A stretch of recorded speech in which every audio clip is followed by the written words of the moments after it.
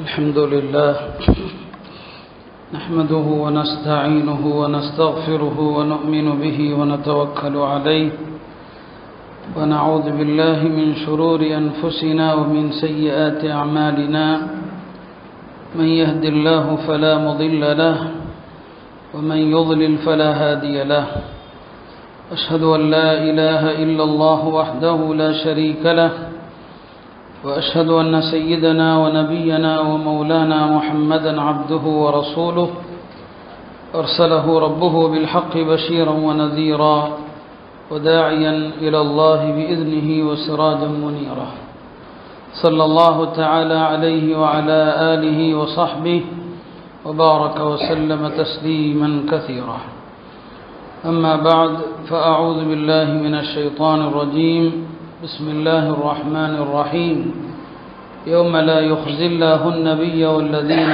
آمنوا معه نورهم يسعى بين أيديهم يقولون ربنا أتمم لنا نورنا واغفر لنا إنك على كل شيء قدير.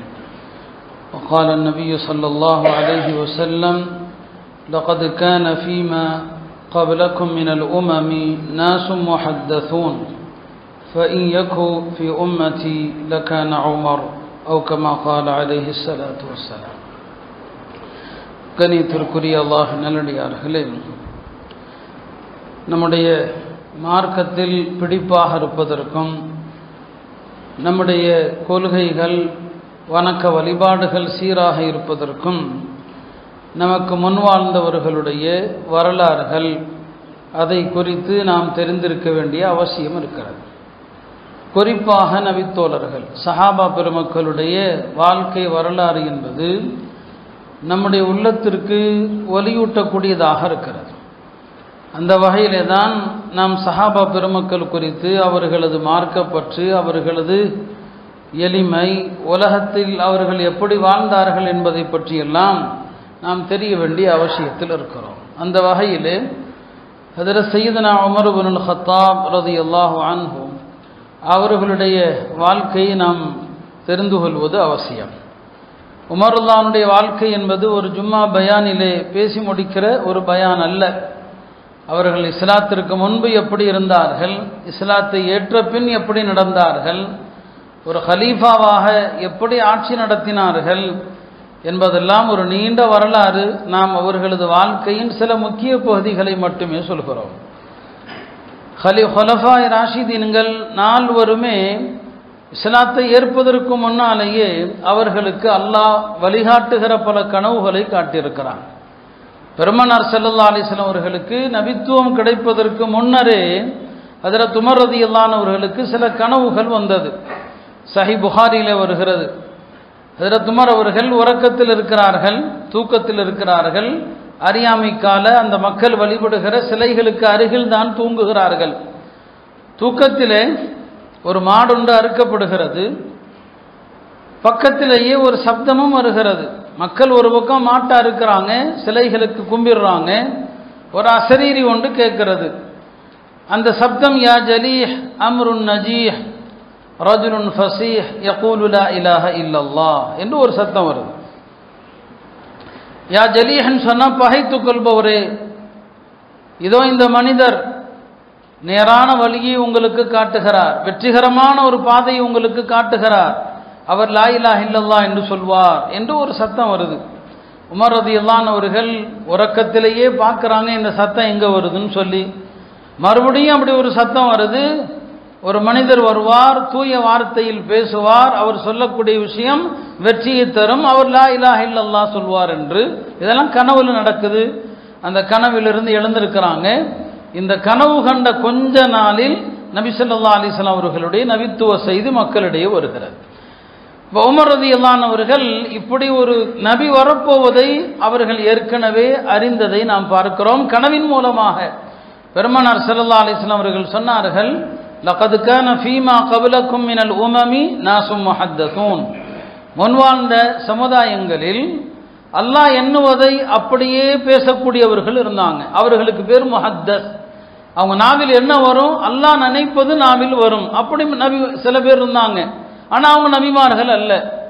அவங்க நபிமார்கள் கிடையாது. ஆனால் அவர்கள் என்ன நினைக்கிறார்களோ அதுதான் அல்லாஹ் நாடியதாக இருக்கும். இப்படி முன்வாழ்ந்த சமுதாயத்தில் இருந்தாங்க பலர். என்னுடைய உம்மத்தில் அப்படி பேசுகிற ஒருவர் இருப்பாரையானால் அது ஹஜ்ரத் உமராகத்தான் இருக்க முடியும் என்று பெருமானார் ஸல்லல்லாஹு அலைஹி வஸல்லம் அவர்கள் சொன்னார். நபி ஸல்லல்லாஹு அலைஹி வஸல்லம் அவர்கள் தன்னுடைய துஆக்களிலே ஹஜ்ரத் உமர் அவர்களுக்கு நிறைய துஆ செஞ்சாங்க. அல்லாஹும்ம அஇஸ்ஸல் இஸ்லாம பி உமர் இப்னுல் கத்தாப், இந்த மார்க்கத்திற்கு ஹஜ்ரத் உமரை கொண்டு கண்ணியத்தை கொடு என்று அவர்கள் துஆ செஞ்சாங்க. கைர், அதுவெல்லாம் நாம் நிறைய தெரிந்த விஷயங்கள். ஹஜ்ரத் உமர் இஸ்லாத்துக்கு வந்தாங்க. இப்னு மசூத் ரலியல்லாஹு அன்ஹு அவர்கள் சொல்வார்கள், கான இஸ்லாமுஹு ஃபத்ஹன், ஹஜ்ரத் உமர் ரலியல்லாஹு அன்ஹு அவர்கள் இஸ்லாத்தை ஏற்றது அது இந்த மார்க்கத்திற்கு வெற்றியாக இருந்தது. வஹிஜ்ரத்துஹு நஸ்ரன், அவர்கள் மதீனாவுக்கு ஹிஜ்ரத் செய்து வந்தது இந்த மார்க்கத்திற்கு உதவியாக இருந்தது. வ இமாரத்துஹு ரஹ்மத்தன், ஹஜ்ரத் உமர் ரலியல்லாஹு அன்ஹு அவர்களுடைய ஆட்சி இந்த மனித இனத்திற்கு அருளாக இருந்ததுன்னு சொல்லுவான். உண்மையிலும் அப்படித்தான். உமர் ரலியல்லாஹு அன்ஹு அவர்கள் அத்தகைய ஒரு நிலைப்பாட்டை உடையவர்கள் தான். அவங்கள்ட்ட 3 சிறப்புகள் இருந்தது, 3 விஷயங்கள். ஒன்று அஷித்தத்துல் அம்ரில்லா, அல்லாஹ்வுடைய கட்டளை விஷயத்தில் கடுமையாக இருப்பாங்க, ரொம்ப கடுமையாக இருப்பாங்க. இரண்டாவது என்ன, மக்கள் மீது ரொம்ப இரக்கமாக இருப்பாங்க, ரொம்ப இரக்க சுபாவம். எவ்வளோ கடுமையோ அந்த அளவுக்கு மக்கள் மீது ரொம்ப இரக்க சுபாவத்தோடு இருப்பாங்க. மூன்றாவது ஹஜ்ரத் உமர் அவர்களிடத்தில் இருந்த விஷயம் என்ன, அல் வகூஃபு இன்த ஹுதூதில்லா, அல்லாஹ்வுடைய ரசூலுடைய ஆயத்தோ ஹதீஸோ சொல்லப்பட்டால் அப்படியே சரணாகதி ஆயிடுவாங்க, சரணடைஞ்சிருவாங்க. இதுதான் ஹஜ்ரத் உமர் ரலியல்லாஹு அன்ஹு அவங்கள்ட்ட இருந்த 3 விஷயம் இது. இல்லை, ரசூல் ஸல்லல்லாஹு அலைஹி வஸல்லம் அவர்கள் எல்லா இடங்களிலும் ஹஜ்ரத் அபூபக்கர் உமரை தான் சேர்த்து அழைச்சிட்டு போவாங்க. பாருங்க, உஹது போருடைய இறுதி கட்டம் கொஞ்சம் முஸ்லிம்களுக்கு பாதகமாக போனது. அப்போ முஸ்லிம்கள் பலவாறாக சிதறிடுறாங்க. நபி ஸல்லல்லாஹு அலைஹி வஸல்லம் அவர்களும் அபூபக்கர் உமர் எல்லாம் ஒரு குகைக்குள்ள போய் ஒளிஞ்சுக்கிட்டாங்க, ஒரு குகையில மறைஞ்சுக்கிட்டாங்க. இப்போ அபூ சுஃபியானுக்கு ஒரு ஆள் தப்பான தகவல் கொடுக்குறாரு. என்ன, நபி ஸல்லல்லாஹு அலைஹி வஸல்லம் அவங்களை நான் கொன்று விட்டேன்னு சொல்றார். ஒரு ஆள் இப்னு கபியான் ஒருத்தர் பெருமானாரை நான் கத்தல் செஞ்சுட்டேன்னு சொல்றார். அபூ சுஃபியானுக்கு இது உண்மையா இல்லையான்னு தெரியல. அபூ சுஃபியான் ஒரு குகைக்கு பக்கத்தில் என்ன செய்யறாருன்னு சொன்னா, அவர் ஒரு சத்தம் கொடுக்கிறார், அஃபில் கோமி முஹம்மத், இந்த கூட்டத்தில் முஹம்மது இருக்கிறாரான்னு சொல்லி. பெருமானாரும் அந்த வார்த்தையை கேட்குறாங்க, யாரும் பதில் சொல்லலை. அஃபில் கோமி அபூபக்கரின், இந்த கூட்டத்தில் அபூபக்கர் இருக்கிறாரான்னு கேட்கிறார். அஃபில் கோமி உமர், இந்த கூட்டத்தில் உமர் இருக்கிறாரான்னு சொல்லி. இங்கே யோசிக்க வேண்டிய விஷயம் என்ன, மக்காவுடைய குறைஷிகளும் பெருமானாருக்கு பிறகு அபூபக்கரையும் உமரையும் தான் தலைவராக கருதினார்கள். பெருமானார் உயிரோடு இருக்கிறாரா என்று கேட்டுவிட்டு அடுத்து எந்த 2 பேரை கேட்கிறார் அபூ சுஃபியான்? அபூபக்கர் இருக்கிறாரா உமர் இருக்கிறாரான்னு தான் கேட்கிறார். அப்போ நபி ஸல்லல்லாஹு அலைஹி வஸல்லம் அவங்களுக்கு இணையான தலைவர்களாக அந்த குறைஷிகளும் ஹஜ்ரத் அபூபக்கரையும் உமரையும் தான் கருதுறாங்க. இப்போ கேட்கிறார், இவங்கெல்லாம் இருக்கிறாங்களா அப்படின்னு சொல்லி. கேட்டுட்டு பதிலே வரல. பதில் வராததும் அபூ சுஃபியான் நினைச்சுக்கிட்டாரு, அப்போ இவர்களெல்லாம் கொல்லப்பட்டு விட்டார்கள், பதில் இல்லை. அப்போ உடனே அவர் வழிபடுகிற தெய்வமான ஹுபுல்ங்கிற தெய்வத்தை அழைத்து, ஹுபுலே உனக்கே வெற்றி அப்படிங்கிறார். அதுக்கு மேலே ஹஜ்ரத் உமரால் பொறுக்க முடியல. சொன்னாங்க, இல்லை, நாங்கள் எல்லாரும் நீ சொல்றதை கேட்டுட்டு தான் இருக்கிறோம். பெருமானாரும் இருக்கிறாங்க, அபூபக்கரும் இருக்கிறார், நானும் இருக்கிறேன்.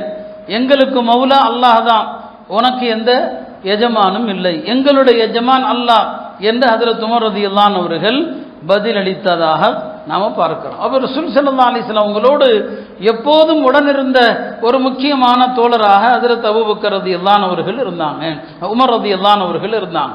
பெருமானாரோடு வாழ்க்கை முழுவதும் நடந்த ஏராளமான விஷயங்கள் இருந்தாலும் பல்வேறு சந்தர்ப்பங்களில் அந்த விஷயங்களை எல்லாம் நாம் என்ன செய்திருக்கிறோம், கவனத்தில் கொண்டிருக்கிறதுனால அவங்களுடைய ஆட்சி காலத்தினுடைய சில விஷயங்களை தான் நான் சொல்ல விரும்புகிறேன். ஹஜ்ரத் அபூபக்கர் ரலியல்லாஹு அன்ஹு அவர்கள் தன்னுடைய மரண நேரத்தில் அடுத்த ஹலீஃபாவாக யாரை நியமிப்பது என்பது குறித்து மக்களிடம் கருத்தும் கேட்கிறாங்க. தனக்குள் ஒரு யோசனையும் இருந்தது, யாரை அடுத்து நியமிக்கலாம் என்று. பிறகு அவர்கள் ஒரு முடிவெடுத்துட்டாங்க, உமர் ரலியல்லாஹு அன்ஹு அவர்களை நியமிக்கலாம் என்று. அப்போ சில பேர் சொன்னாங்க, ஹஜ்ரத் அபூபக்கர் அவர்களிடத்தில் நீங்கள் இவ்வளவு கடுமையான ஒரு ஆளை நியமிக்கிறீங்களே, நாளைக்கு அல்லாட்ட என்ன பதில் சொல்லுவீங்கன்னு கேட்டாங்க. இவ்வளவு கடுமையான ஆள் உமர், நீங்க அவரை நியமிச்சா அல்லாட்ட என்ன பதில் சொல்லுவீங்கன்னு சொல்லி. அபூபக்கர் ரலியல்லாஹு அன்ஹு அவர்கள் சொன்னாங்க, அல்லாஹ்வுடைய விஷயத்தில் என்ன பயமுறுத்துகிறீர்களா? அல்லாஹ் ஒருவேளை என்னிடம் கேட்டால் நான் சொல்வேன், மக்களிலேயே சிறந்த ஒருவரைத்தான் நான் ஹலீஃபாவாக ஆக்கிவிட்டு வந்திருக்கிறேன், சிறந்த ஒருவரைத்தான் நான் ஹலீஃபாவாக ஆக்கிவிட்டு வந்திருக்கிறேன் என்று நான் சொல்வேன் என்பதாக ஹஜ்ரத் அபூபக்கர் ரலியல்லாஹு அன்ஹு அவர்கள் சொன்னாங்க. அருமையானவர்களே, இப்படி அவர்களுடைய வாழ்க்கையினுடைய பல்வேறு சம்பவங்கள் இப்படி தான் அபூபக்கர் தானு ஹலீஃபாவாக ஆக்குறாங்க. அடுத்து அவர்கள் ஹலீஃபாவாக வந்துட்டாங்க. ஹலீஃபாவாக வந்த பிறகு அவங்களுடைய வாழ்க்கை எப்படி இருந்துச்சு பாருங்க. ஹஜ்ரத் உமர் அவங்களுக்கு முன்னால யாராவது இத்தகில்லான்னு சொன்னா போதும். இத்தகில்லான்னா என்ன அர்த்தம்? அல்லாஹ்வை அஞ்சிக்கொள் என்ன அர்த்தம்? உமர்தான் அவங்களுக்கு முன்னால யாராவது இத்தகில்லான்னு சொன்னா ரொம்ப சந்தோஷப்படுவாங்க. அப்படி சொன்னவருக்கு நன்றியும் செலுத்துவாங்க. இத்தகில்லான்னு சொன்னா அவருக்கு என்ன செய்வாங்க? நன்றி செலுத்துவாங்க. ஹஜ்ரத் உமர் ரலியல்லாஹு அன்ஹு அவர்கள் தனக்கு முன்னால் தன்னுடைய குறையை யார் சொல்கிறாரோ அவரை வரவேற்பாங்க. மர்ஹபம் பின் நாசிஹ், எனக்கு நல்லதை நாடி என் குறையை சொல்பவர்கள் யாராக இருந்தாலும் வாருங்கள் சொல்லுவாங்க. நமக்கு குறை சொல்றவன பிடிக்காது, யாராவது நம்ம குறைய சொன்னா பிடிக்காது. நம்முடைய குறைய சொல்றவன் நல்லதை நாடுபவன். முன்னால சொல்லக்கூடிய ஆளை பாராட்டணும், பின்னால பேசுறவனை வெறுக்கணும். முன்னால சொன்னா நம்மள்ட்ட அந்த குறை இருக்குதா அதை மாத்தணும். ஹஜ்ரத் உமர் ரலியல்லாஹு அன்ஹு அவர்கள் எவ்வளவு பெரிய குறைய சொன்னாலும் சரி உடனே ஹஜ்ரத் உமர் தான் ஏற்றுக்குவாங்க. இப்படி குறை என்னிடம் இருந்தால் உடனே மாற்றிக்கொள்வாங்க. எந்த காரணத்திலேயும் யார் என்ன சொன்னாலும் அவங்கள்ட்ட அடம்பிடிக்கிற தன்மை கிடையாது, உடனே ஏற்றுக்குவாங்க. மஹருடைய விஷயத்தில் நமக்கு தெரியும், உமர் தான் அவர்கள் மஹர் தொகை மக்கள் நிறைய ஏற்றிக்கிட்டே இருந்தாங்க. மஹர் ஹதீஸ்லையும் ரொம்ப வேண்டாம், நடுத்தரமா கொடுங்க, ரொம்ப மஹர் வைக்க வேண்டாம் அப்படிங்கிறதான் மார்க்கத்தினுடைய நிலைப்பாடு. இன்னைக்கு நாம மஹர் நிறைய கொடுக்க சொல்றோம். அதுக்கு காரணம் அங்கிருந்து நிறைய வர்றதுனால, கொடுக்கறது கொஞ்சம், அங்கிருந்து வர்றது அதிகமா இருக்கிறதுனால மஹர் கொடுங்கிறோம். இல்லைன்னா அங்கிருந்து 5 பைசா வாங்காதவங்களா இருந்தா இன்னைக்கு அதான் சொல்லுவோம், மஹர் கொஞ்சமா கொடுங்கன்னு தான் சொல்லுவோம். ஆனா வர்றது அதை விட பல லட்சமால இருக்குது. அங்கிருந்து வரக்கூடிய பொருள்களுக்கு அளவே இல்லையே. அதுக்கு முன்னால மஹர் ஒன்றுமே இல்லைன்னு ஆகி போச்சு. அன்னைக்கு அப்படி இல்லை. பெண் வீட்டாரிடம் இருந்து சாதாரணமாக ஒரு சில பொருள்களை கொடுக்கிற பழக்கமே தவிர பெருசா கொடுக்க மாட்டான். மஹர் விஷயத்துல மக்கள் ஏத்திக்கிட்டே போறாங்க, ரொம்ப ரொம்ப ஏத்துறாங்க இல்லையா? ஒவ்வொரு தான் என்னடா இப்படி ஏத்திட்டு போறாங்க, ஒரு ஆணையிடலான்னு பார்த்தாங்க. சும்மா உரையில சொன்னாங்க, மஹர பெருமானார் ஸல்லல்லாஹு அலைஹி வஸல்லம் அவர்கள் தன்னுடைய பிள்ளைகளுக்கு கொடுத்த மஹர் எதுவோ, தன் மனைவியருக்கு எதை மஹரா கொடுத்தாங்களோ அதுக்கு மேல வாங்காதீங்கன்னு சொல்லிட்டான். அதான் அதிகபட்ச மஹர் அப்படின்னு சொல்லிட்டான். இப்போ ஒரு பெண்மணி எஞ்சி கேட்டாங்க, என்ன உமர் அவர்களே, நீங்க சொல்றதை நாங்க பின்பற்றணுமா அல்லாஹ் சொல்றதை பின்பற்றணுமா? உங்க வார்த்தையை பின்பற்றுவதா அல்லாஹ் சொல்றதை பின்பற்றுவதா? ஒரு அம்மா எஞ்சி கேட்குறாங்க, இது என்ன இது? அல்லாஹ் சொல்றதை தானே பின்பற்றணும், நான் சொல்றதையே பின்பற்ற முடியும்? அப்படியானா அல்லாஹ் குர்ஆன்ல சொல்றா, வஅதைதும் யஹதாஹுன்ன கின்தாரன், பெண்களுக்கு பொற்குவியலை மஹராக கொடுத்தாலும் தலாக் சொல்லும்போது திரும்ப வாங்கக்கூடாதுன்னு அல்லாஹ் சொல்றான். பொற்குவியலை மஹரா கொடுக்கலாம் தானே அல்லாஹ் சொல்றான். நீர் என்ன இவ்வளவுதான் கொடுக்க நியமிக்கிறது? அவ்வளவுதான். உடனே சொன்னாங்க, இம்ரஅத்துன் அஸாபத் வரஜுலுன் அக்தா, ஒரு பெண்மணி சரியாக சொன்னார், உமர் தவறு இழைத்து விட்டேன்னு சொன்னாங்க. குல்லுன் நாஸி அஃப்கஹு மின் உமர், எல்லாம் உமரை விட அறிவாளிகளாகவே இருக்கிறார்கள்னு சொன்னாங்க. உமர் தான் அவர்கள் குர்ஆன் ஹதீஸை சொல்லிட்டா போதும், நம்மளா இருந்தா வியாக்கியானம் சொல்லுவோம் இல்லையா? இல்ல, குர்ஆன் எப்ப பெருமானா ஆயத்தை ஓதிட்டாங்களோ அவ்வளவுதான். இதான் சொன்னேன், சரணடைந்து விடுவார்கள். ஹஜ்ரத் உமருடைய பழக்கம் அப்படி. எல்லாருடைய அறிவையும் பாராட்டுவாங்க, எல்லாருடைய புத்திசாலித்தனத்தை ஊக்குவிப்பாங்க. ஷாமுக்கு போயிட்டு வர்றாங்க. ஷாமுக்கு போயிட்டு திரும்பி மதீனாவுக்கு வந்துட்டு இருக்கும்போது ஒரு மாலை நேரத்தில் ஒரு கூடாரத்தில் ஒரு வயசான அம்மா இருக்கிறாங்க. அந்த அம்மாட்ட போய் ஹஜ்ரத் உமர் பேச்சு கொடுக்குறாங்க. பேச்சு கொடுக்கும்போது அந்த அம்மா கேட்குது, இந்த உமர் இருக்கிறாரு என்ன செய்கிறாருன்ட்டு. பேசுறது அவங்கள்ட்ட தான் பேசணும்னு தெரியல, உமர் இருக்கிறார் இல்லையா என்ன செய்கிறாருன்ட்டு. அவங்க சொன்னாங்க, உமரா அவர் ஷாம்ல இருந்து மதீனாவுக்கு நிம்மதியாக போயிட்டு இருக்கிறாரு, ஷாம்ல இருந்து மதீனாவுக்கு நிம்மதியாக போயிட்டு இருக்கிறாரு. ஏமா உனக்கு என்ன பிரச்சனை? இல்லை, அவர்கிட்ட இருந்து ஒரு பைசா உதவி கூட எனக்கு வரல, ஒரு சல்லி காசு எனக்கு வரல. அப்போ சொன்னாங்க, உன்னுடைய தேவை அவருக்கு எப்படிமா தெரியும்? அவர் மதீனாவில் இருக்கிறாரு, நீ ஷாம்ல இருக்கிற, உன் தேவை நீ அட்டையா சொல்லிவிட்டா தானே தெரியும். உடனே அந்தமா சொல்லிச்சு, ஒரு ஹலீஃபாவுக்கு கிழக்கிலும் மேற்கிலும் உள்ள எல்லா மக்களுடைய தகவலும் தெரியலன்னா அவர் ஹலீஃபாவா இருக்க தகுதி இல்லைன்ட்டான். தெரியலையா? அப்புறம் எதுக்கு அவர் ஹலீஃபாவா இருக்கிறாரு? ஒரு ஹலீஃபான்னு சொன்னா தன்னுடைய நாட்டினுடைய கிழக்கிலிருந்து மேற்கு வரை நிலப்பரப்பில் இருக்கிற எல்லா பிரஜைகளை பத்தியும் தெரியலன்னா அவர் என்ன ஹலீஃபான்னு சொல்லி ஹஜ்ரத் உமர் அவர்கள் பயந்துட்டாங்க. சரிம்மா, இன்னும் வரைக்கும் யாருன்னு தெரியாது அந்த அம்மாவுக்கு. சரி, உண்மையிலே அவர் தப்பு தான் செஞ்சிருக்கிறாரு, அந்த அநியாயத்திற்கு நான் ஏதாவது பகரமா கொடுத்தா வாங்குவியா? உமர் செஞ்ச அநியாயத்திற்கு அவருக்கு நீ என்ன செய்வேன்னு கேட்குறாங்க. சொல்லுமா, நான் உனக்கு என்ன செய்யணுமோ செய்கிறேன், அந்த அநியாயத்துக்கு பகரம் என்னவோ நான் செய்கிறேன், ஒரு 25 தீனார் கொடுங்கன்னு சொல்லுது. 25 தீனார்னா தங்க காசு. ஒரு தீனார் அப்படிங்கிறது 4 கிராம் தங்கம். 25 தீனார்னா கணக்கு போட்டுக்கங்க, 25 தீனார் கொடுங்க அப்படின்னு அந்த அம்மா சொல்லுது. சரி, 25 தீனார் நான் கொடுக்குறேன்னு சொல்லும் போது அங்க யாரு? ஹஜ்ரத் அலி இப்னு மசூதும் வந்துட்டாங்க. அவங்க வந்தவங்க யா அமீருல் மோமினீன், அமீருல் மோமினீன் அவர்களேன்னு கூப்பிடுறாங்க. யார? ஹஜ்ரத் உமர். இந்த இடத்துல இன்னொன்னையும் சொல்லிக்கிறேன், ஒரு ஆட்சியாளரை அமீருல் மோமினீன் அப்படின்னு அழைக்கிறது ஹஜ்ரத் உமருக்கு தான் முதல்ல இந்த பட்டம் தரப்பட்டது. அபூபக்கர் இருந்த வரைக்கும் அவங்கள மக்கள் எப்படி அழைப்பாங்க? ஹலீஃபத்து ரசூலில்லாஹ், நபி ஸல்லல்லாஹு அலைஹி வஸல்லம் ஹலீஃபான்னு அழைச்சாங்க. உமர் ஆட்சிக்கு வர்றாங்க, ஒரு நாள் மக்கள்லாம் பேசிக்கிறாங்க, நாம ஹஜ்ரத் அபூபக்கரை ஹலீஃபத்து ரசூலில்லான்னு சொன்னோம், அல்லாஹ்வுடைய தூதருடைய ஹலீஃபான்னு சொன்னோம். இப்போ உமர் வந்துட்டாரு, இவரை எப்படி சொல்றது? ஹலீஃபான்னு சேர்த்துக்கிட்டே போகணும். அரபி இலக்கணம் எப்படி பார்த்தா சேர்த்துக்கிட்டே போனா என்ன ஆகிறது? இவருக்கு ஏதாவது ஒரு பட்டம் வைக்கணுமேன்னு சொல்லி உடனே கூட்டத்தில் இருந்து ஒருத்தர் சொன்னாரு, நமக்கெல்லாம் அவர் தலைவர் இல்லையா, நாமெல்லாம் மோமின்கள், மோமின்களுக்கு தலைவர், எனவே அமீருல் மோமினின் வச்சிருவோம், அமீருல் மோமினின் என்று அப்பதான் வருது. இப்போ அந்த அம்மாட்ட பேசிட்டு இருக்கும் போதே ஹஜ்ரத் அலி இப்னு மசூத் ரலியல்லாஹு அன்ஹு வர்றாங்க. ஏதோ ஒரு வேலையா போனவங்க யா அமீருல் மோமினின் சொன்னதுமே அந்த கிழவி அரண்டு போயிடுச்சு. என்னடா இது, இதுவரைக்கும் நாம பேசிட்டு இருந்தது உமர்ட்ட தான் பேசிட்டு இருந்தோமா, உமர்ட்ட தான் நாம பேசிட்டு இருந்தோமான்னு சொல்லி அந்த அம்மா அரண்டு போயிடுச்சு. அந்த அம்மா நான் யாருன்னு தெரியாம பேசிட்டேன். இல்ல, யாரும் தெரியாம பேசினா என்ன, நான் உனக்கு உதவி, என்னுடைய உதவி வந்து சேரல என்று எப்ப நீ சொல்லிவிட்டாயோ அப்ப நான் இதுக்கு தப்பு செஞ்ச தப்பு தான். உடனே என்ன செய்யறாங்க, எம்மா நான் உனக்கு செஞ்ச அநியாயத்திற்கு உலகத்திலேயே 25 தீனார் கொடுத்துட்டேன், மறுமையில வந்தெல்லாம் இதை பத்தி பேசக்கூடாது, மறுமையில கேட்கக்கூடாது. ஹஜ்ரத் அலி உமர் 2 பேரையும் கூப்பிட்டு உட்கார வச்சு சாட்சி கடிதம் ஒரு லெட்டர் எழுதுறாங்க. பிஸ்மில்லாஹிர் ரஹ்மானிர் ரஹீம், இது சிரியாவில் உள்ள ஒரு கிழவிக்கு உமர் செய்த அநியாயத்திற்கான 25 தீனார். நாளை மறுமையில இந்த அம்மா ஏதாவது சொன்னா நான் நிரபராதி. ஹஜ்ரத் அலி உமர்கிட்ட சொன்னா கையெழுத்து போடுங்க, இப்னு மசூத்டையும் அலிட்டையும் சொல்லி. இந்த மாதிரி நாம எழுதுறதா இருந்தா எத்தனை பேருக்கு லெட்டர் எழுதி கொடுக்கணும்? நாம செஞ்ச அநியாயங்களுக்கு, நாம செஞ்ச அக்கிரமங்களுக்கு எவ்வளோ எழுதணும்? உமர்தானுடைய பயம், அவ்வளவு பயம், அந்த அளவுக்கு அல்லாஹ்வுடைய தண்டனையை அஞ்சக்கூடியவர்களா இருந்தாங்க. இந்த அளவுக்கு பயம் சொன்னா ஒரு நாள் அவங்க மரண நேரத்தில் மக்கள் எல்லாம் பாராட்டுறாங்க, நீங்க அப்படி நீங்க எப்படின்னு சொல்லி சொன்னாங்க, இந்த உலகத்தில் உள்ள எல்லாம் எனக்கு தங்கமாக்கப்பட்டு அல்லாஹ்வுடைய தண்டனையிலிருந்து என்னை பாதுகாக்க முடியும் என்றால் நான் பாதுகாத்துக் கொள்வேன்னு சொன்னான். அந்த அளவுக்கு அல்லாஹ்வுடைய பயம் உமர் ரலியல்லாஹு அன்ஹு அவர்களுக்கு.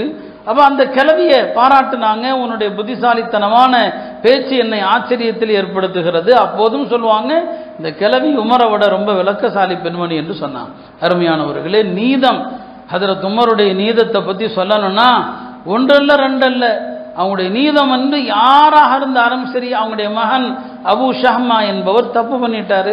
இஸ்லாமிய நாட்டுடைய சட்டங்கள், அந்த சட்டம் என்னவோ அந்த சட்டத்தை அந்த மகனுக்கு நிறைவேற்றுறாங்க. 100 கசையடி.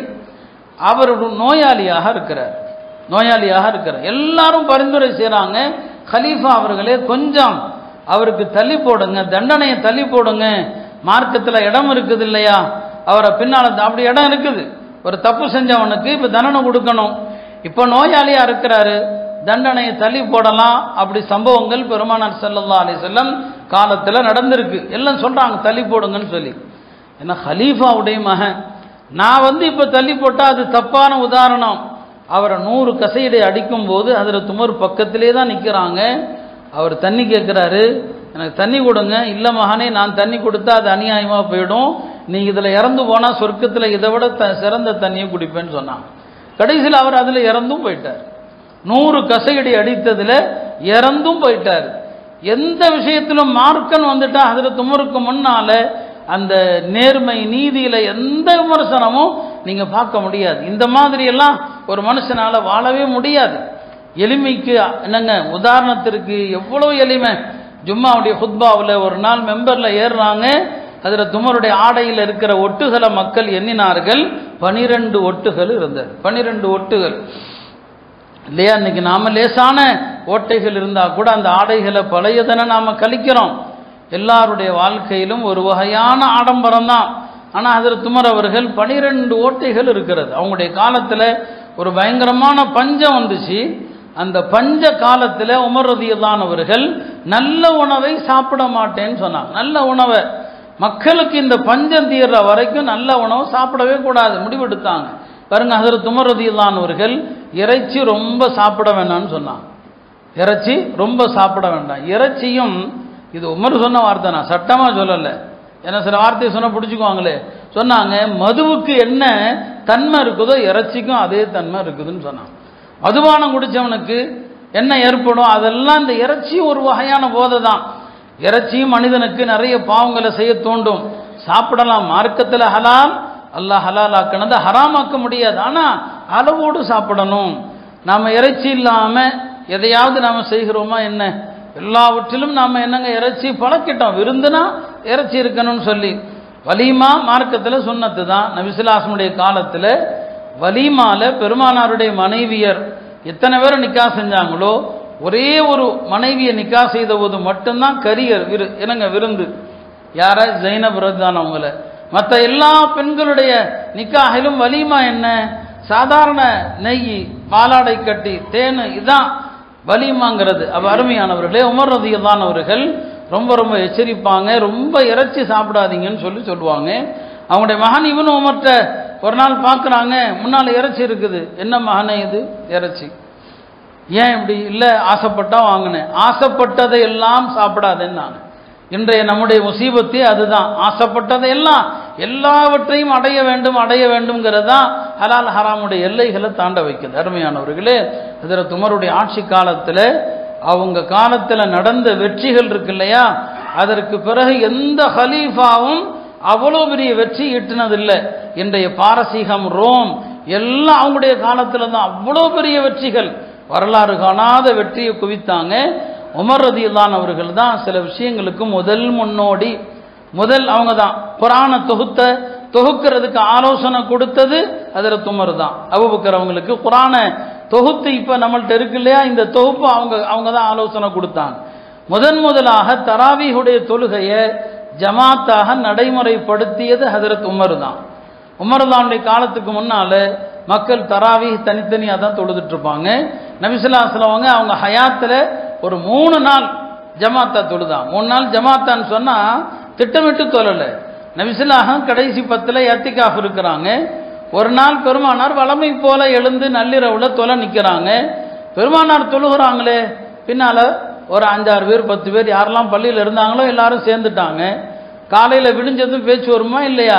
மதீனா முழுக்க பரவுது. நேற்று நைட்டு பெருமானார் தஹஜ்ஜுத் தொழுதாங்க, பின்னால் இன்னார் தொழுதாங்க. அடுத்த நாள் கூட்டம் வந்துருச்சு. பெருமானார் எப்படியும் தொழுவாங்க, பின்னால் ஜாயிண்ட் ஆகிக்கலாம். 2வது நாளும் தொழுதாங்க, கூட்டம் ரொம்ப அதிகமாகிடுச்சு. 3வது நாள் பள்ளிவாசல் நிரம்பிடுச்சு. பெருமானார் தன்னுடைய இத்திகாஃபுடைய கூடாரத்துக்குள் உட்கார்ந்து இருக்கிறாங்க. இதோ இப்போ வந்துருவாங்கன்னு மக்கள் பார்த்துக்கிட்டே இருக்கிறாங்க.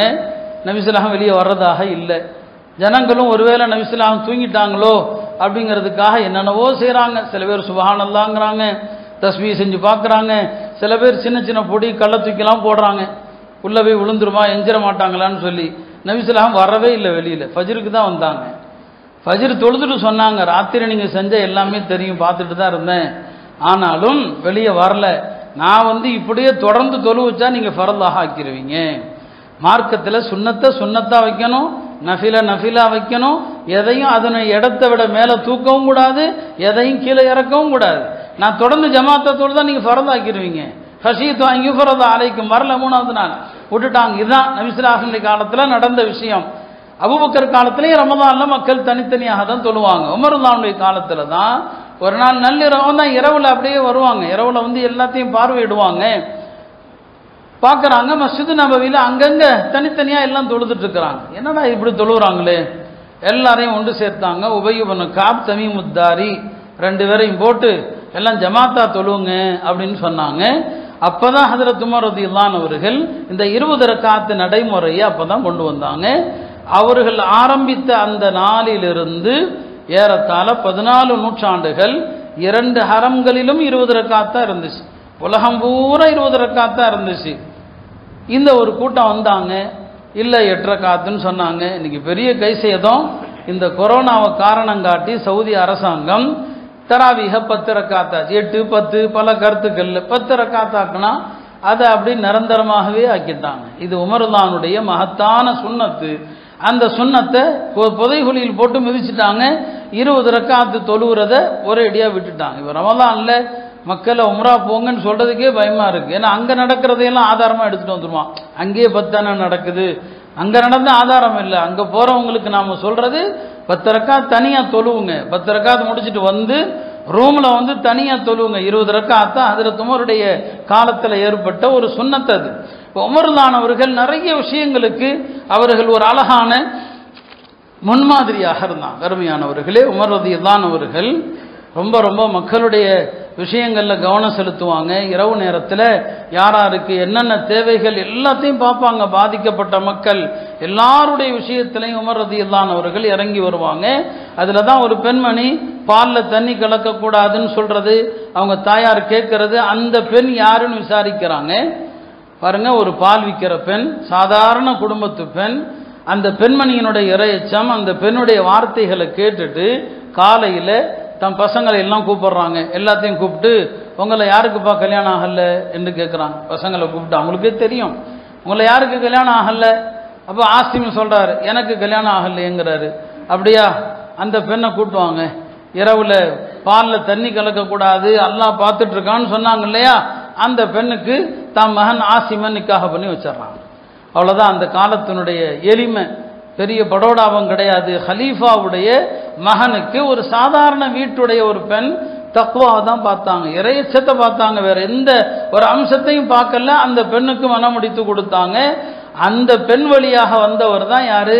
உமர் இப்னு அப்துல் அசீஸ், இஸ்லாத்தினுடைய 5வது ஹலீஃபா என்று சொல்கிறோமே, அவரும் ஹஜ்ரத் உமருடைய பேரன்கள்ல ஒருத்தராகத்தான் வர்றார். அருமையானவர்களே, இப்படி உமர் ரலியல்லாஹு அவர்கள் எல்லா விஷயங்களிலும் ஒரு நேர்மையாக நடந்தாங்க. அவங்களுடைய கராமத்துகள், அற்புதங்கள் என்று ஏராளமான விஷயங்கள் இருக்குது. ஒரு நாள் ஜும்மா தொழுகையில மெம்பர்ல நிக்கிறாங்க. மெம்பர்ல ஹுத்பா ஓதிட்டு இருந்தவங்க, ஹுத்பானா ஒரு பயான்ல தானே போகும், அது அரபியில போகும். ஹுத்பானா பயானு தான். பேசிக்கிட்டே இருந்தவங்க திடீரென்று யா சாரியா அல் ஜபல் 3 தடவை சொல்றாங்க. சாரியாவே மலை அப்படிங்கிறாங்க. சாரியாங்கிறது ஒரு சஹாபியுடைய பேரு. யா சாரியா அல் ஜபல் 3 தடவை சொல்றாங்க. மக்களுக்கு ஒண்ணுமே புரியல. என்ன உமர் பேசிக்கிட்டே இருந்தவர் திடீர்னு சாரியாவே மலை அப்படிங்கிறாங்களே. அப்போ அடுத்து அப்துல் ரஹ்மான் இப்னு அவுஃப் அவர்கள் என்று நினைக்கிறேன், அவங்க தான் ஜும்மா முடிந்து கேட்பாங்க, ஹலீஃபா அவர்களே, நீங்க என்ன உரை நிகழ்த்தும் போது திடீர்னு சொன்னீங்க சாரியா அல் ஜபல், ஒண்ணுமே புரியலையேன்னு சொல்லி. அப்போ சொன்னாங்க, ஒரு படை போயிருக்கிறாங்க, ஒரு படை வெளியே போயிருக்கிறாங்க. அந்த படை வீரர்கள் எதிரிகளோடு தாக்கிட்டு இருக்கிறாங்க, சண்டை போட்டுட்டு இருக்கிறாங்க. அப்போ பின்னால இருந்து வர்றாங்க, எதிரிகள் தாக்க வர்றாங்க. அந்த படை வீரர்களுக்கு தெரியல. நான் அந்த படை வீரர்களுக்கு உத்தரவு போட்டேன், இந்த மலையில போய் நில்லுங்கன்னு சொல்லி அப்படின்னு சொன்னாங்க உமர். புரியுங்களா? பின்னால அந்த படை வீரர்கள் 2 மாசத்துக்கு பிறகு வந்தாங்க. வந்தவங்க சொன்னாங்க, நாங்கள் போர் செஞ்சுட்டு இருக்கும் போது ஜும்மா நாள் யுத்தம் செஞ்சுட்டு இருக்கிறோம், திடீரென்று ஒரு சத்தம் கேட்குது, யா சாரியா அல் ஜபல், யா சாரியா அல் ஜபல். நாங்கள் அந்த சத்தத்தை கேட்டு மலையில ஏறிக்கிட்டோம், நாங்கள் எதிரிகளை வென்றோம்னு சொல்லி. இப்படி உமர் ரலியல்லாஹு அவர்கள், அல்லாஹ் அவங்களுக்கு அவ்வளோ பெரிய கராமத்தை கொடுத்திருந்தான். நைல் நதிக்கே லெட்டர் எழுதினாங்க. நைல் நதி இருக்கிறதே, அதற்கு ஒரு லெட்டர் எழுதி அந்த நதியில போட சொன்னாங்க. அல்லாஹ்வுடைய உத்தரவினால் நீ ஓடுவதாக இருந்தால் ஓடு என்று சொன்னாங்க. அந்த லெட்டரை போட்டதுக்கு அப்புறம் நைல் நதியில இன்று வரைக்கும் தண்ணீர் வற்றியதாக இல்லை. பெருக்கெடுத்து ஓடுகிற தண்ணி எப்போதுமே நைல் நதியில் இருக்கும். இதெல்லாம் ஹஜ்ரத் உமர் ரலியல்லாஹு அவர்கள் அவங்களுடைய நேர்மைக்கான உதாரணம். அருமையானவர்களே, உமர் ரலியல்லாஹு அவர்கள் அவங்களுடைய இறுதி காலம் ஏறத்தாழ 10 ஆண்டு காலங்கள் ஆட்சி செய்கிறாங்க. அவங்க 10 வருஷம் ஆட்சி செய்து அவங்க கடைசி ஹஜ்ஜை முடித்து விட்டு வர்றாங்க. மதீனாவில் ஒரு அடிமை இருந்தான், அபு லுஆ என்று ஒரு அடிமை, முகீரத் இப்னு ஷுஅபாவுடைய அடிமை. அவன் நல்ல திருகை செய்பவனாக இருந்தான், அந்த காலத்தினுடைய திருகை செய்கிற ஆளாக இருந்தான். ஒரு நாள் ஹஜ்ரத் உமர் அவர்கள் போய்கொண்டிருக்கும் போது அபூ லுஅ்லுஅ அல் மஜூசி ஹஜ்ரத் உமரை அழைக்கிறார். ஹஜ்ரத் உமரை அவன் கூப்பிடுறான். என்னன்னு வந்து கேட்குறாங்க. என்னுடைய எஜமான் முகீரத் இப்னு ஷுஅபா ஒரு நாளைக்கு எனக்கு நிறைய சம்பாதிக்கணும்னு சொல்றாரு, இவ்வளவு பணம் சம்பாதிச்சு கொடுக்கணும்னு சொல்றாரு, நீங்க பேசுங்க, கொஞ்சம் பேசி என்னுடைய வரியை குறைக்க சொல்லுங்கன்னு சொல்லி உமர்லான்னு கேட்டாங்க. உனக்கு எவ்வளோப்பா விதிச்சிருக்கிறாருன்னு சொல்லி. ஒரு நாளைக்கு இவ்வளவுன்னு சொல்லி. இது கம்மி தானே, நீ சம்பாதிக்கிறதுக்கு முன்னால இது கம்மி தானேன்னு சொன்னாங்க. அவனுக்கு அது ஒரு பெரிய கோபமா போச்சு. இப்போ ஹஜ்ரத் உமர் கேட்டாங்க, எனக்கும் ஒரு திருகை செஞ்சு கொடுப்பான்னு சொல்லி. அவன் சொன்னா, செய்கிறேன், உங்களுக்கு ஒரு திருகை செய்கிறேன், உலகமே பேச போகுதுன்னா. உலகமே பேச போகுது. உமர் சொன்னாங்க, இவன் என்னை மிரட்டுகிறான் என்று. அந்த நாட்களில் ஒரு கனவும் கண்டாங்க, தன்னை கோழி குத்துற மாதிரின்னு சொல்லி. அப்போ அந்த அபூ லுஅ்லுஅங்கிற மஜூசி தான் ஹஜ்ரத் உமர் அவர்களை கொலை செய்வதற்காக நஞ்சு நிரப்பப்பட்ட கத்தியை தயார் பண்ணுறான். ஹஜ்ரத் உமர் அவர்கள் காலையில் எப்போதுமே ஃபஜ்ருடைய தொழுகைக்கு வருகிற போது சும்மா வரமாட்டாங்க, சத்தம் கொடுத்துக்கிட்டே தான் வருவாங்க. ஃபஜ்ருக்கு வந்தால் உமர்லானுடைய சத்தத்தை கேட்டு தூங்குற எல்லாருமே எஞ்சிருவாங்க. ஏன்னா நல்ல உரத்த குரல் அவங்களுடைய குரல். எல்லாருமே அவங்களுடைய சத்தத்தை கேட்டு எஞ்சிருவாங்க, சத்தம் கொடுத்துக்கிட்டே தான் வர்றாங்க. அப்போ இருட்டு தானே, அந்த காலத்தில் வீதி லைட்டுகள் என்ன இருக்கவா போகிறது, இருட்டு தான். உமர் வருகிறார் என்பதை அவன் சுதாரித்து கொண்டான். ஆஹா, உமர் வீட்டை விட்டு கிளம்பிட்டாருன்னு சொல்லி உமர் ரலியல்லாஹு அவர்கள் வந்து மஸ்ஜிதில் தக்பீர் தான் கட்டுறாங்க, தக்பீர் அல்லாஹ் அக்பர் தான் சொல்றாங்க. இவன் சஃப்புகளை கிழித்து கொண்டு வந்து அவங்க வயிற்றுல 2 தடவை மிக ஆழமாக குத்திடுறான். ரொம்ப ஆழமான தாக்குதல். அப்போ உமர் ரலியல்லாஹு அவர்கள் ரத்த வெள்ளத்தில் மிதக்கிறாங்க. மக்களுக்கு என்ன நடக்குது, என்ன நடந்துச்சு எதுவுமே தெரியல. ஆனாலும் தொழுக எப்படி இருந்தாலும் தொழுக ஆரம்பித்தாகிவிட்டது. அப்துல் ரஹ்மான் இப்னு அவுஃபுக்கு பெருமானார் உமர் சொன்னாங்க, நீ போய் தொலைவைன்னு சொல்லிட்டான். தொலைவைன்னு சொல்றாங்க, ஏன்னா அந்த இடத்துலையும் தொழுகை விடக்கூடாது. அப்துல் ரஹ்மான் இப்னு அவுஃப் அவர்கள் மக்களுக்கு அந்த ஃபஜ்ருடைய தொழுகையை சற்று சுருக்கமாக தொழு வச்சுட்டு உமர் தான் அவங்க வீட்டுக்கு எடுத்து செல்லப்படுறாங்க.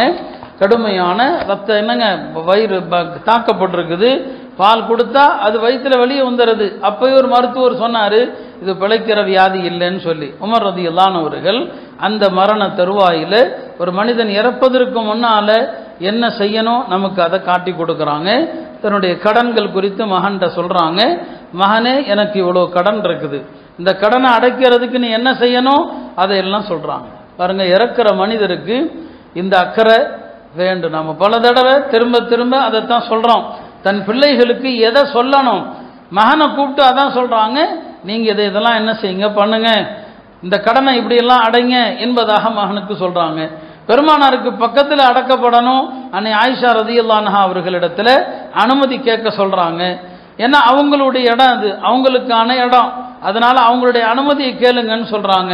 இது எல்லாவற்றையும் செய்யறாங்க. மக்களுக்கு இறக்கும் பொழுதும் கூட இந்த தீனை கடைபிடிக்கிற விஷயம், தொழுகை வீணாக்கிறாதீங்க, தொழுகை வீணாக்கிறாதீங்க, தொழுகை இல்லாதவன் இஸ்லாத்தில் அவனுக்கு எந்த பங்கும் இல்லை. இப்படித்தான் ஹஜ்ரத் உமர் அவர்கள் தன்னுடைய இறுதி நேரத்தில் இந்த உம்மத்துக்கு வசியத்து செய்கிறாங்க. அவங்க துல்ஹஜ் கடைசியில மரணித்தாங்களா அல்லது முஹர்ரம்ல மரணித்தார்களா என்பது குறித்து சில கருத்து வேறுபாடுகள் அறிவிப்புகள் இருக்குது.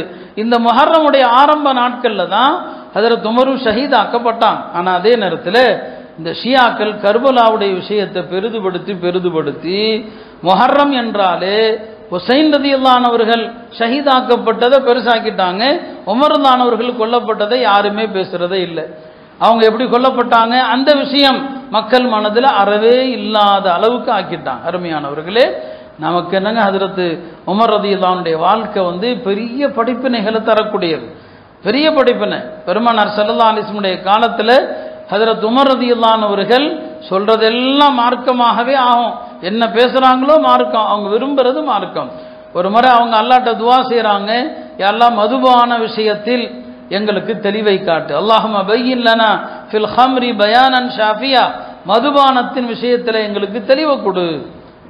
அல்லாஹ் ஆயத்தை இறக்குறான், யஸ்அலூனக அனில் ஹம்ரி, உங்கள்கிட்ட மதுவை பற்றி கேட்குறாங்க, நபியை சொல்லுங்க மதுவில் கெடுதி இருக்குது, அவ்வளோதான், ஹராமான்னு அல்லாஹ் சொல்லலை. உமர் 2வதும் கேட்குறாங்க, யாரெல்லாம் மதுபான விஷயத்தில் தெளிவை கொடு. அல்லாஹ் 2வது ஆயத்தை இறக்குனா தொழுகைக்கு போகும்போது மது குடிக்காதீங்க, அப்பையும் ஹராமுன்னு சொல்லலை. 3வதாகவும் துவா செய்கிறாங்க, யாரெல்லாம் மதுபான விஷயத்தில் தெளிவை கொடு. பிறகுதான் இந்த ஆயத்தை இறங்குது, மது உங்களுக்கு தடுக்கப்பட்டதுங்கிற வசனம். இதான் இப்போ நாம் பாங்கு சொல்லுகிறோமே, ஐவேளை தொழுகைக்கான அதான் இருக்கிறது அல்லவா, இந்த அதானை முதல்ல கனவு கண்ட சஹாபி யாருன்னா உமர்தானவங்க தான். அவங்க ஏறத்தாழ 20 நாள் கனவு கண்டாங்க. இப்போ நாம் பாங்கு சொல்லக்கூடிய வார்த்தைகளை அப்படியே கனவுல கண்டாங்க. ஆனால் உமர்தானவர்கள் பெருமானாரிடம் சொல்லாமே இருந்தாங்க, சொல்லலை. சொல்வதற்கு அவருக்கு தயக்கம். அல்லாஹ்வுடைய தூதரை விட நாம் பெரிய ஆளான்னு அமைதியாக இருந்துட்டாங்க. ஆனால் அல்லாஹ் இந்த சிறப்பை இன்னொரு சஹாபி கொடுத்துட்டான். அப்துல்லாஹ் இப்னு ஸைத்னு ஒரு சஹாபி, அவர் கனவு கண்டாரு. அவர் கனவுல இந்த அதானுடைய வார்த்தைகள், இப்போ நாம் சொல்லக்கூடிய பாங்குடைய வார்த்தைகள் சொல்லப்படுது. அவர் காலையில் ஃபஜ்ருக்கு ஓடோடி வந்து பெருமானார் ஸல்லல்லாஹு அலைஹி வஸல்லம் அவங்கள்ட்ட, யார சொல்லலாம் நான் இப்படி கனவு கண்டேன்னு சொல்லி பெருமானார் சொன்னாங்க, உனக்கு கனவில் சொல்லப்பட்ட வார்த்தையே இதோ பிலாலிடம் சொல். பிலால் ரலியல்லாஹு அன்ஹு அவர்கள் அல்லாஹ் அக்பர் பாங்கு சொல்றாங்க. உமர் ரலியல்லாஹு அன்ஹு அவர்கள் ஓடோடி வர்றாங்க, தன்னுடைய கீழாடை எடுத்துக்கொண்டு வர்றாங்க. யார சொல்லலாம், இந்த கனவை நான் ஏற்கனவே கண்டுவிட்டேன் என்று. அப்போ இந்த கனவை முதல்ல அவங்க தான் கண்டிருக்கிறாங்க. ஆனால் நபி ஸல்லல்லாஹு அலைஹி வஸல்லம் சொன்னது அப்துல்லாஹ் இப்னு ஸைத் என்று பார்க்கிறோம். பெருமானார் ஸல்லல்லாஹு அலைஹி வஸல்லம் அவர்கள் உமர் ரலியல்லாஹு அன்ஹு அவர்கள் விஷயத்தில் நிறைய கனவு கண்டாங்க. அதில் ஒரு கனவு தான் சொன்னாங்க, நேற்று இரவு நான் ஒரு கனவு கண்டேன். அதில் மக்கள் பலரும் ஆடை அணிந்திருப்பதை கண்டேன். ஒவ்வொருவருடைய ஆடையும், சிலருடைய ஆடை மார்பு வரை இருந்தது, சிலருடைய ஆடை இடுப்பு வரை இருந்தது. உமருடைய ஆடை தரையில் இழுத்து கொண்டு செல்லும் அளவிற்கு இருந்ததுன்னு சொன்னாங்க. யார சொல்லலாம், இந்த கனவுக்கான விளக்கம் என்ன? ஆடை என்பது அவருடைய மார்க்கப்பற்றை குறிக்கிறதுன்னு சொன்னாங்க. ஆடை அவருடைய மார்க்கப்பற்றை குறிக்கிறது என்று சொன்னாங்க. நபி ஸல்லல்லாஹு அலைஹி வஸல்லம் அவங்க பால கனவுல கண்டாங்க. அந்த பால ஹஜ்ரத் உமருக்கு கொடுப்பதாக கண்டாங்க. அதற்கு விளக்கம் என்ன? இல்முன்னு சொன்னாங்க. மார்க்க இல்மு அவருக்கு தரப்பட்டிருப்பதை குறிப்பதாக. இப்படி நபி ஸல்லல்லாஹு அலைஹி வஸல்லம் அவங்களே ஹஜ்ரத் உமர் ரலியல்லாஹு அன்ஹு அவர்கள் விஷயத்தில் பல கனவுகள் அவர்கள் கண்டாங்க. அருமையானவர்களே, இப்படி அவர்களுடைய சிறப்புகள், ஏராளமான சிறப்புகளை கொண்ட ஒரு உன்னதமான சஹாபி தான் ஹஜ்ரத் உமர் ரலியல்லாஹு அன்ஹு அவர்கள்.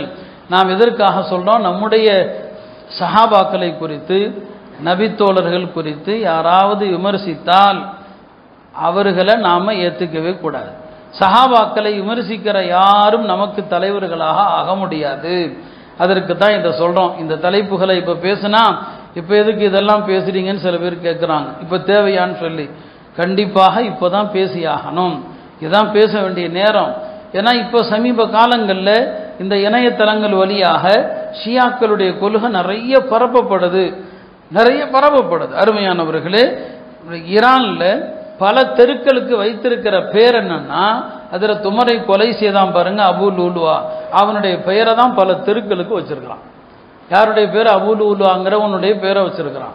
இந்த அபு லூலுவா அவனும் மதீனால கொல்லப்பட்டுட்டான். அவன் வந்து ஈரான்ல இறக்கல்ல.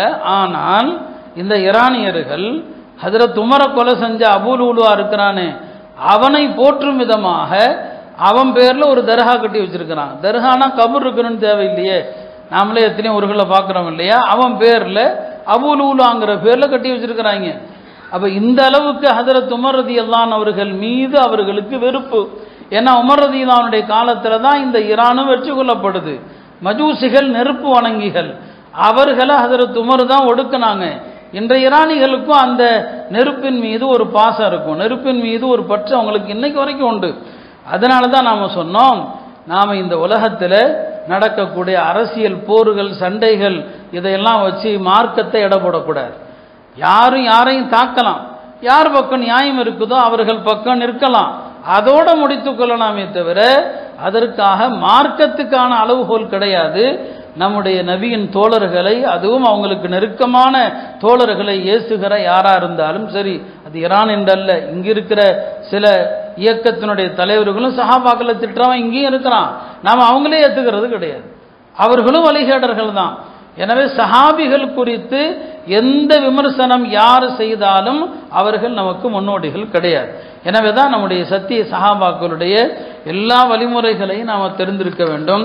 எல்லாம் அல்ல அல்லாஹ் சஹாபா பெருமக்களுடைய வரலாறுகளை தெரிந்து அவர்களைப் போல எளிமையான பேணுதலான வாழ்க்கையை வாழ்வதற்கு அல்லாஹ் நம் அனைவருக்கும் தௌஃபீக் செய்வானாக. வ ஆஃபிரு தஅவானா அல்ஹம்துலில்லாஹி ரப்பில் ஆலமீன்.